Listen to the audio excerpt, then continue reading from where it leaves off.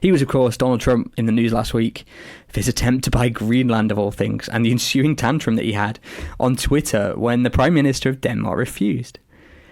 The President of the United States began by talking about a real estate deal, trading US territory for Greenland. He then tweeted a picture of Trump Tower on a Greenland coastal town, and the whole thing was just so cringy.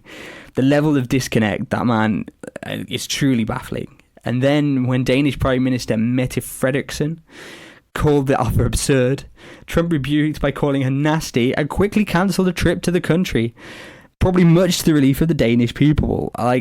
It's unbelievable. In 2019, the president of the free world, one of the biggest, or if not the biggest person in politics, has a tantrum over something like this and cancels an official trip. It's not the first time, though, that United States have shown interest in Greenland, with former President Harry Truman allegedly making an offer of $100 million too. The whole thing was a revelation for me because I had no idea that 1, Greenland was up for sale, and that 2, Greenland was Danish. As it turns out, 1, it's not for sale, and 2, Greenland is, I looked it up, it's an autonomous constituent country within the Danish kingdom. Now, this is really interesting because Greenland did a green exit and left the European Union in 1985. Yeah, they left the EU in 1985 after a 1982 referendum, and this was just 3 years after it gained autonomy in 1979. The main reason for leaving was disagreements about the common fisheries policy and to regain control of Greenlandic fish resources. And now this is something that came up a lot with Boris and Nigel Farage when they were campaigning for Brexit. Regardless of this, though, and importantly, I guess, for pro-Remain or like me living in Barcelona with Brexit going on, Greenland citizens, after they left the Union, they still retain their European Union citizenship because it's part of the Danish Empire. And of course, Denmark is still in the European Union. And they also receive European Union funding for development projects. Apparently, there have been talks of them rejoining the Union. And if anything, it's made me very curious about Greenland. And perhaps made me want to go and visit. It looks beautiful. And as it stands, and before Brexit, I wouldn't have to get a visa. But the whole thing got me thinking, can countries be bought and sold? And who can buy them? A quick Google search proved rather fruitless, apart from 2 large land purchases in US history.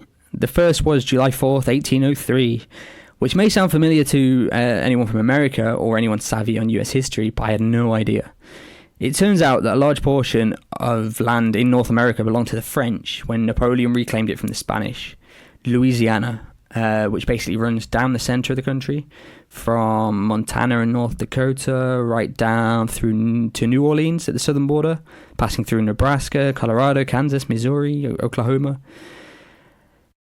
James Monroe and Robert B. Livingston negotiated on behalf of Thomas Jefferson with Napoleon.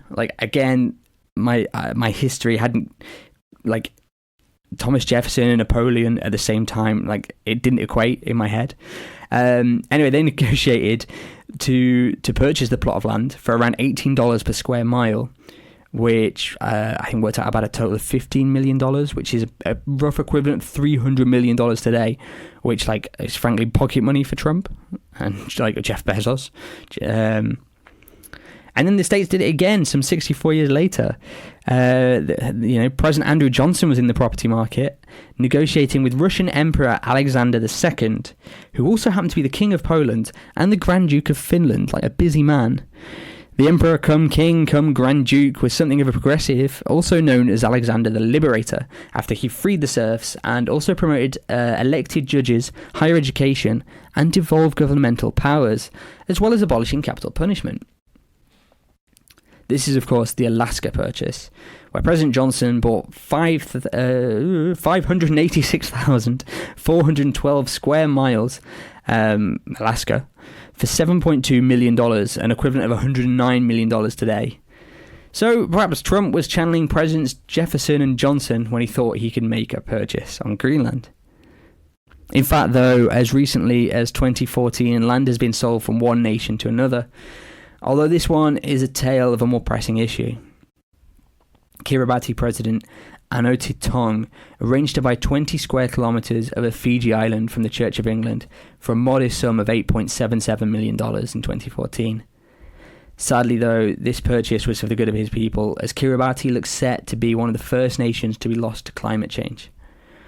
The population of around 110,000 people looks like it'll be the first to be uprooted due to sea levels rising. As the country is just a series of atolls and low-lying islands.